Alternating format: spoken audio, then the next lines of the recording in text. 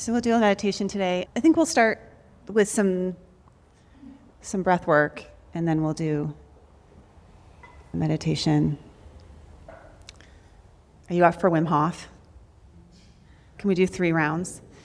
What I like about Wim Hof is that so Wim Hof is where you do a repeated inhale, like full body. We'll do like 30.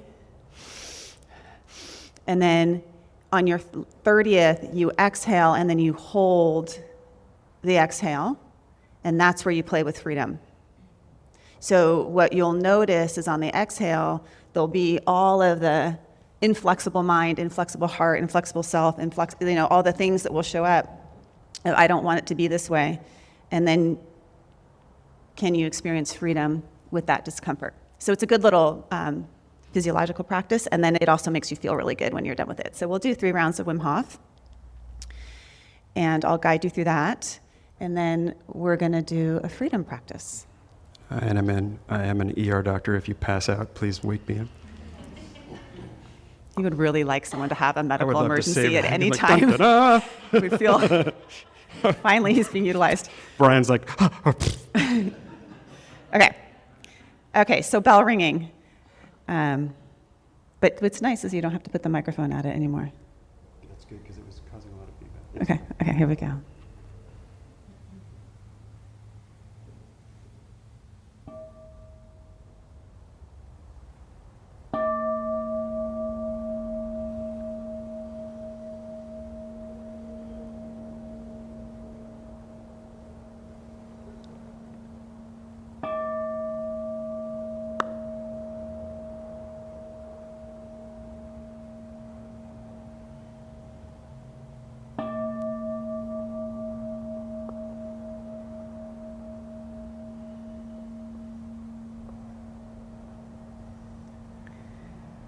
So we can do this breath work with the eyes open if you want to rest your eyes sort of unfocused on something in front of you, or you can close your eyes if you like. But it's really important to have that nice long spine, so you can imagine that there's like a zipper at the base of your sacrum, and then you want to zip that zipper up. And as you zip the zipper up, make sure you get the back of your neck. You draw your chin slightly in and the crown of your head up to the sky. Zipping up your spine, you can also let your shoulders drop and your heart open. And then you can place your hands in a mudra on your lap. You can place them palms down if you'd like to sort of maintain the energy within your own system, with your own body. You can place them palms up if you want to have more of an exchange of energy with the space around you. And you can just play with it, whichever seems to fit for you. And I like to place my first finger and my thumb together to make a little bit of a circle.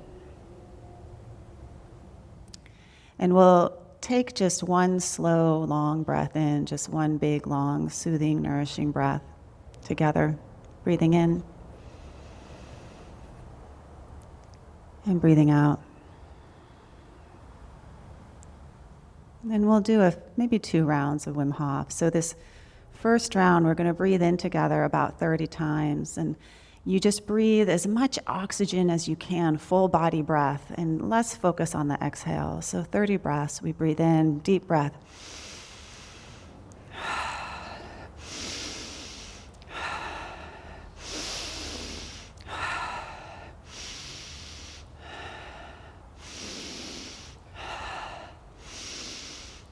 Get your whole body into it. Don't be afraid. So you lean forward.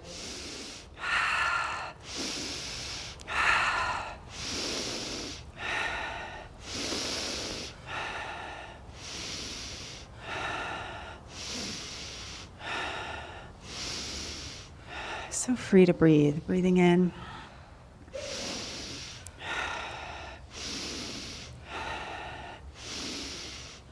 About 10 more.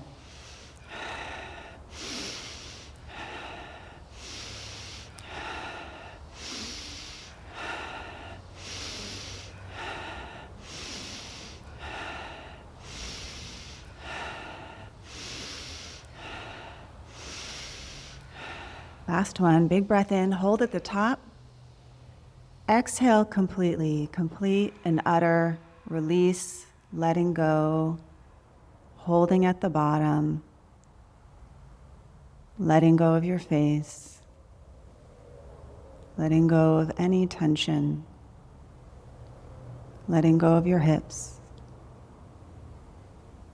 letting go of your grip. Noticing your mind, let go of your mind.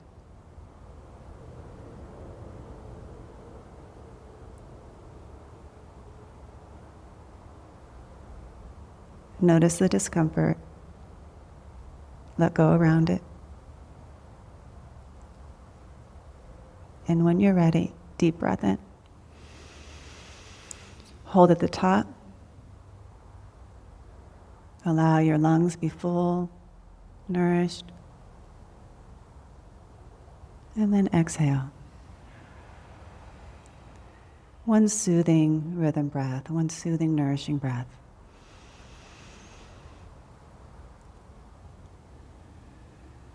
And then we'll do it again. We get a chance to try again.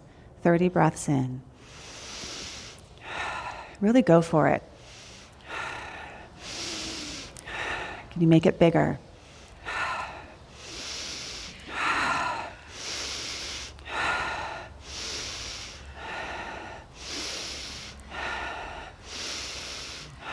Whole body breath.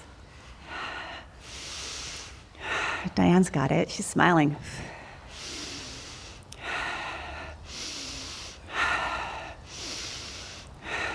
Free to breathe.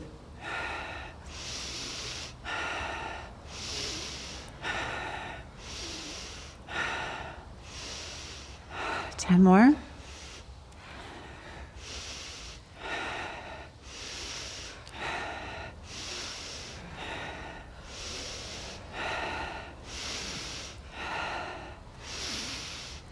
Last one. Exhale completely, all the way, complete, full exhale. Release, grace.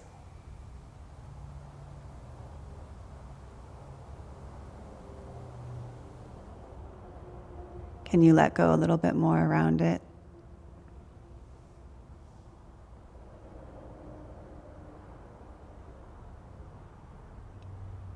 Can you experience peace even with this?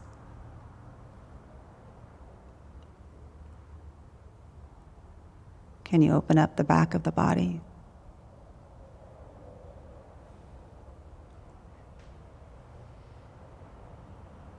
And if you need to breathe in, you can breathe in. Can you hold it a little longer without holding?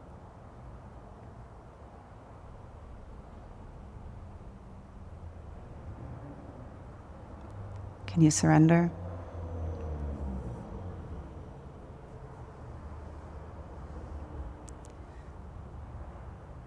And when you're ready, deep breath in.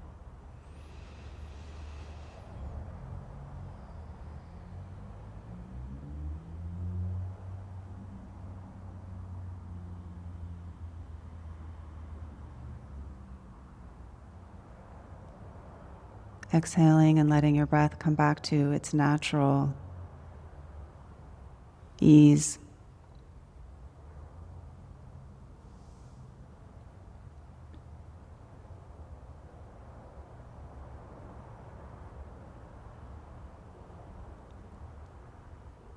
And we can begin with freedom of the mind. Can you notice the spaciousness in your mind right now? The space in your head.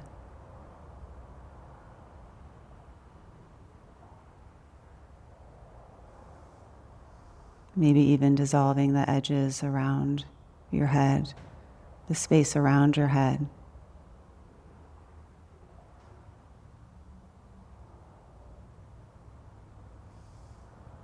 Freedom in your mind.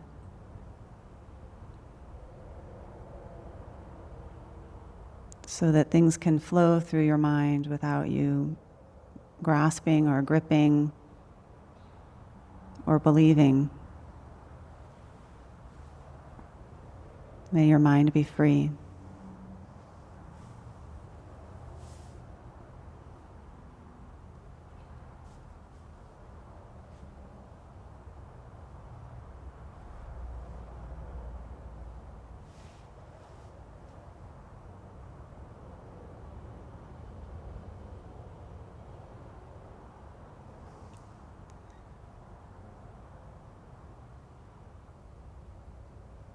There's lots of stories that come into your mind that block your freedom.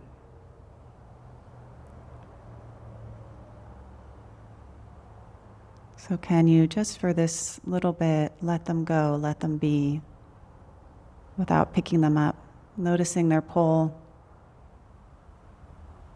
without being pulled. So many stories pulling. But you are free in your mind. Your mind is free.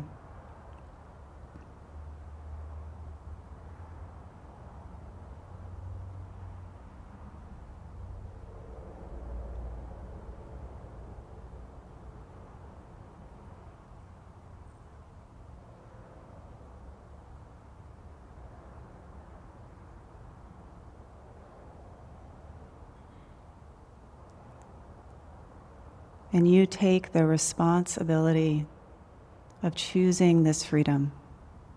You can choose to be free in your mind right here and now.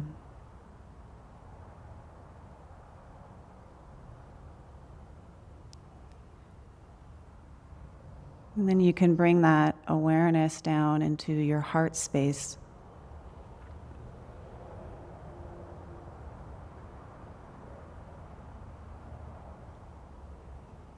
Noticing a soft, open, spacious, flexible heart.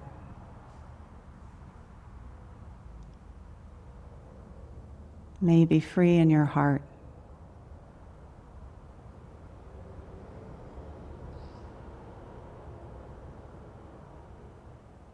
You can actually physically feel the spaciousness of your heart.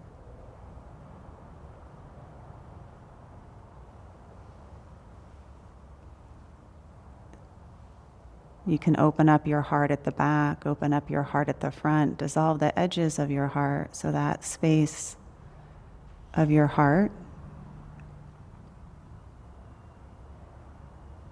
is expansive.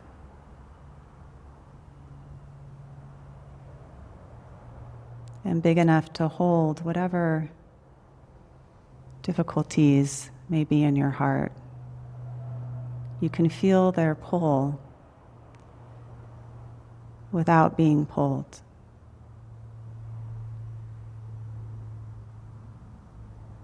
Your heart is spacious and free.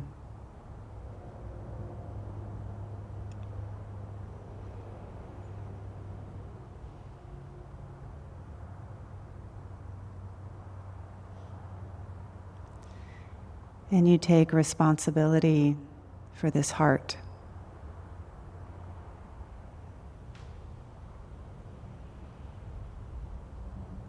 Choosing freedom.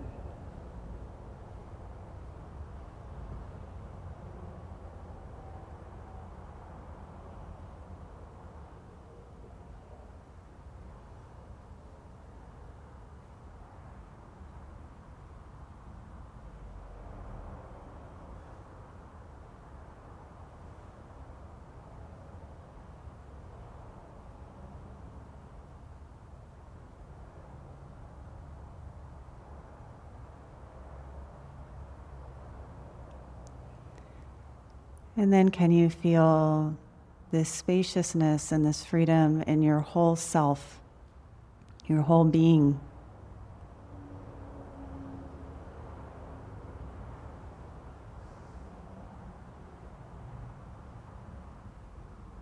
Your whole body, your identity, but also the you that is so much more than this body or this identity.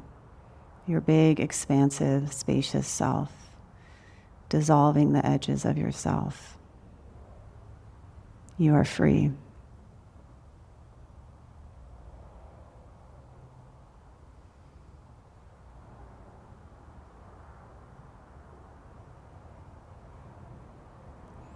And can you notice the pull of the self without being pulled?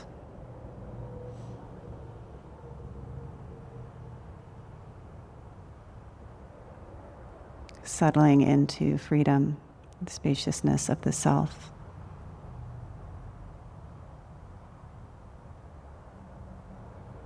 The self that's behind you and above you and around you. Free, expansive self.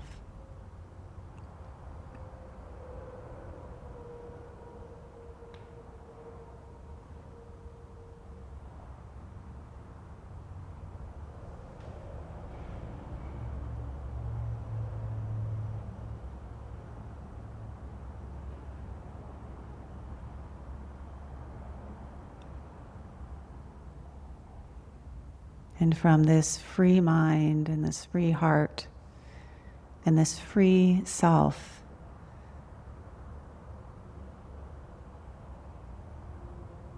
you are also free in your actions. You are free to choose how you want to be.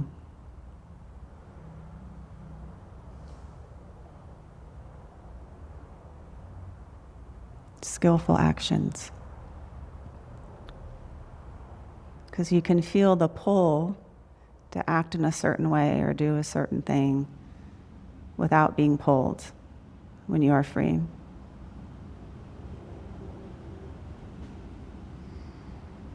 You are free in your whole being.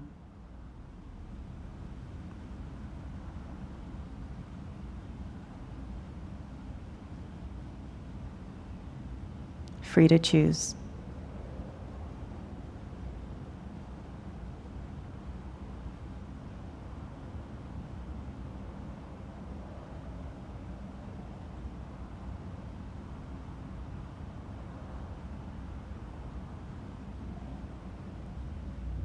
And often what bubbles up when you experience freedom in this way, natural sort of bubbling up or rising up, is an experience of compassion or love, openness.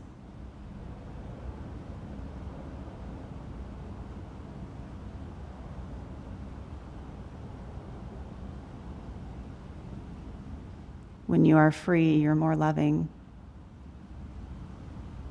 to yourself and to others. You're more open. You're more giving. Because you have everything that you need.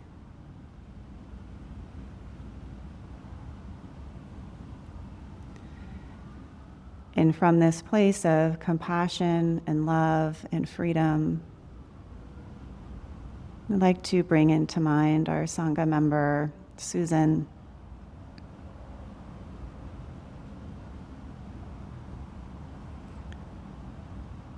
And just offer to her this mantra that you've received for yourself. May you be free in your mind.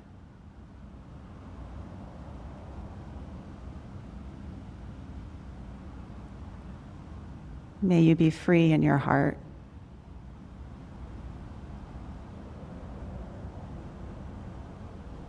May you be free in yourself.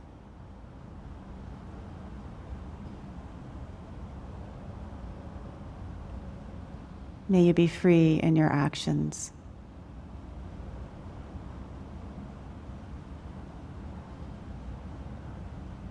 May you experience total and complete freedom right now.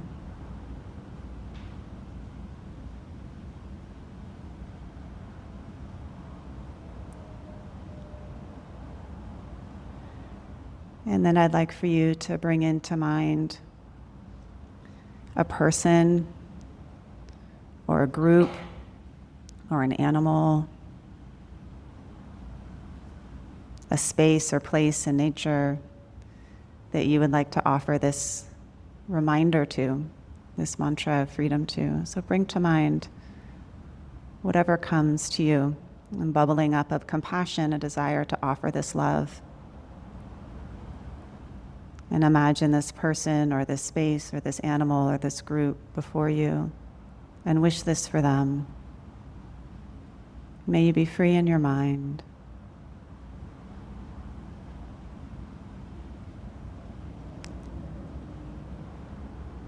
May you be free in your heart.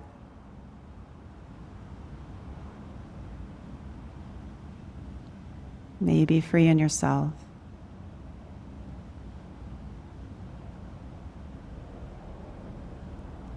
May you be free in your actions. May you experience total and complete freedom right here, right now.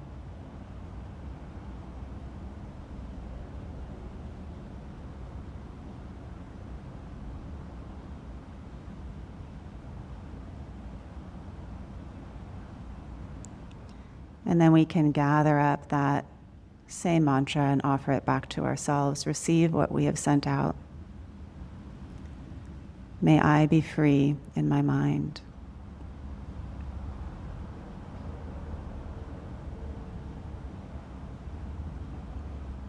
Placing a hand on your own heart, may I be free in my heart.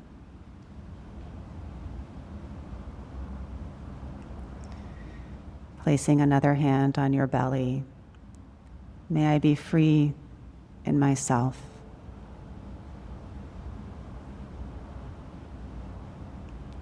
Placing your palms up on your lap, may I be free in my actions.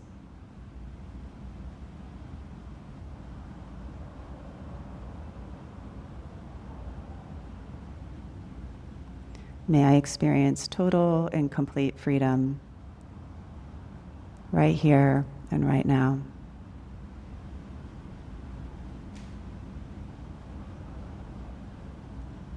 And just take a minute to experience it, to feel it.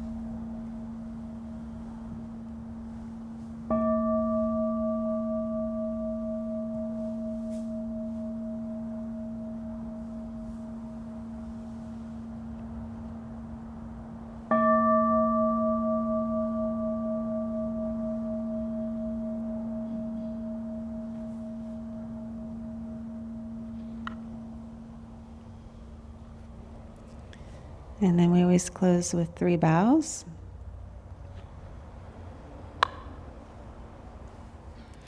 First bow is to our being, true nature. We bow to ourselves, our true nature, Buddha nature. And the second bow is to becoming, to the truths, to the Dharma, the teachings and teachers. And the third bow is to belonging to each other. We belong to each other, to our Sangha, all beings. Thank you very much. Thank you. My God, that bell. Wow.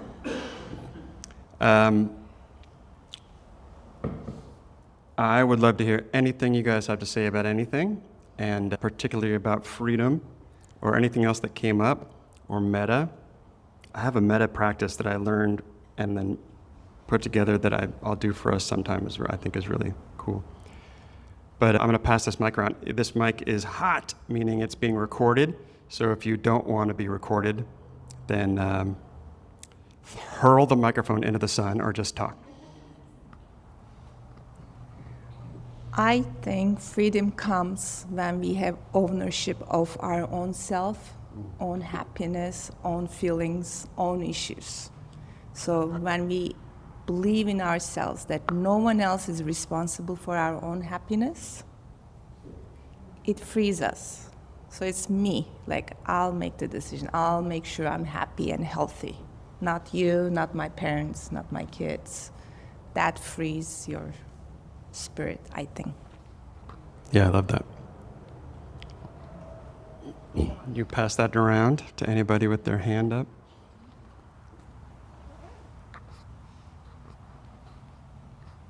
Thanks, that's a long way around. Thank you, Aaron and Diana, for talking about freedom.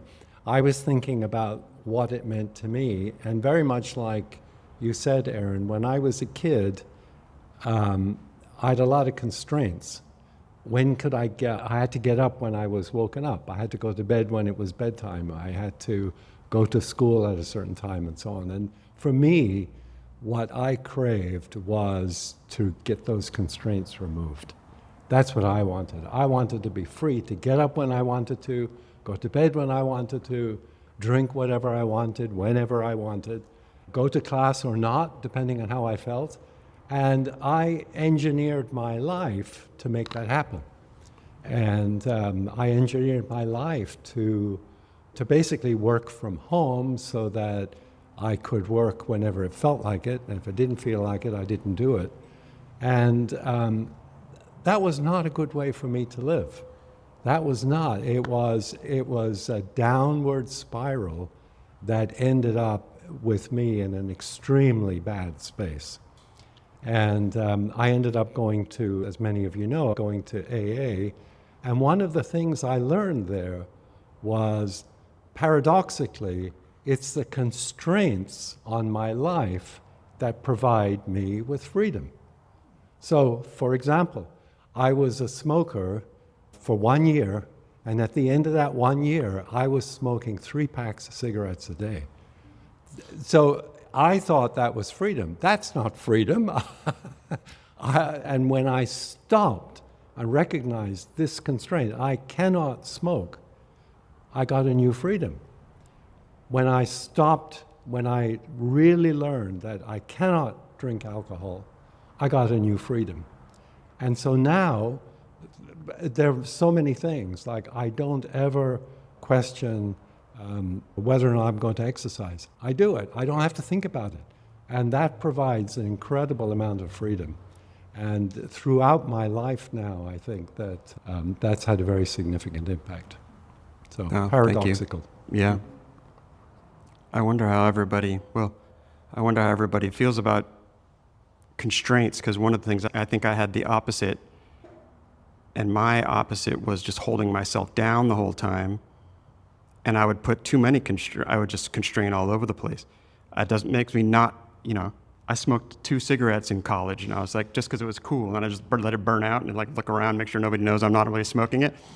And but it's interesting because I think, and maybe there's a middle path somewhere, because it means different things to different people.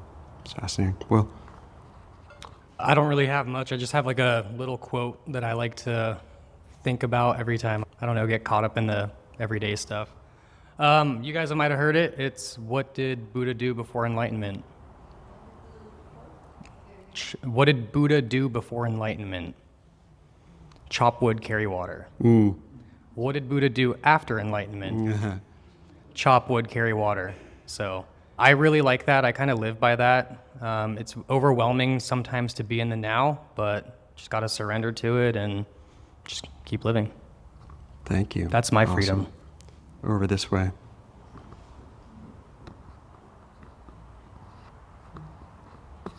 Hi, everyone. So what came to mind for me was in the last year and a half, I fell in love with my best friend, and it was a woman who had never had feelings for a woman before, and I had all this stuff come up naturally, and I recall like being in that divided state in myself, and all the fear and all the things. And so I think of freedom when I finally shouted on the mountaintops my love, and I'm living in that freedom now. It's amazing. So that's what came to mind. Wow. Thank you. Other people, yeah, I like that. And I've ran into these two women in Trader Joe's with so many children, and two women grocery shopping with that many children get it done. You had like two grocery shopping. It was like so phenomenal. So yeah, incredible moms too. And Diana facilitated our love picnic, which was amazing. So good. Wow. Freedom. Anybody else? Freedom. Yeah, freedom.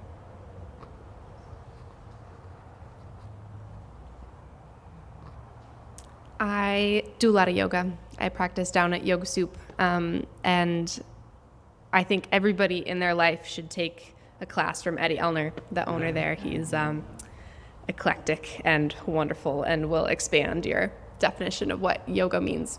And one thing that he likes to say that feels a lot like freedom to me is your hair has never had a bad hair day. That your hair is just your hair, and if it's tangled and if it's perfectly, wavy or styled, or whatever, luscious, beautiful, then it's that. And your hair doesn't care. And when you look in the mirror, you assign a label or a judgment on it, and you do it with your hair, you do it with your life, with your outfit, with your relationships or your love or whatever it is. But your hair has never had a bad hair day, and it never will. And the river doesn't have a bad day of being a river. It'll go through rocks and twists and turns and ups and downs, and it's never going to have a bad day being a river. That feels like freedom to me. I have a frivolous comment about the breathing, is that it reminded me of Lamaze, it made me so happy because I loved having babies. I loved the whole thing of having babies. So it just made me happy.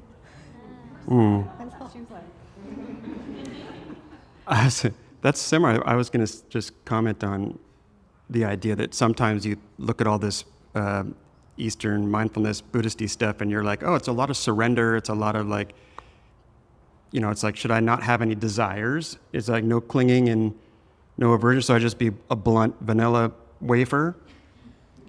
And it's really not that, but it's really hard to describe why it's not that. You just have to it's an experiential thing, you have to feel it. But I've started to really hook onto the idea that this freedom part, just like what's his face? You can't talk about Mel Gibson anymore because he's a monster. But like the freedom, that freedom is brave. Like stepping into the river and letting it all go. That's brave. It's not being small. It's being huge. And I feel like that gets me out of sometimes the feeling like, is this just cutting off things that matter? Just like we talked about with the being and becoming. The unfolding of each moment is still, you can still steer somewhere. You can still do amazing things. All of these, deep practitioners of meditation are deeply concerned with the rest of the universe and other people and other people's suffering and stuff. A lot of stuff gets done. As Diana's told me, you go to Plum Village and they're out there trying to save the world every day. They're not just eating, I always say, eat bugs in a cave. They're not doing nothing.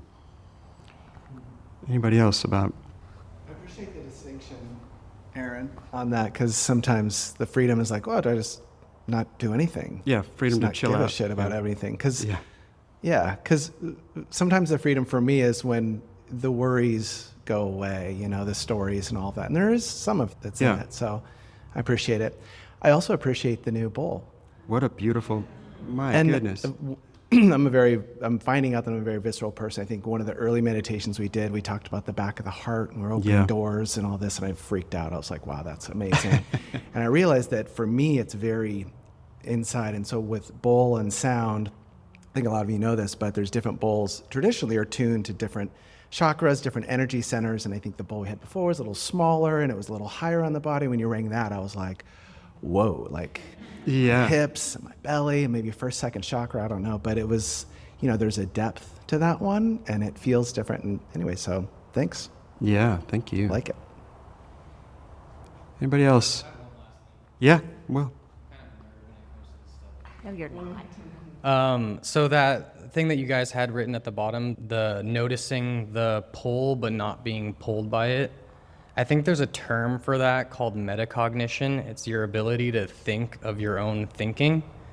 And yeah, I just wanted to share that in case you guys were wondering if there was a term for that. Yeah. Guy behind the guy. Oh,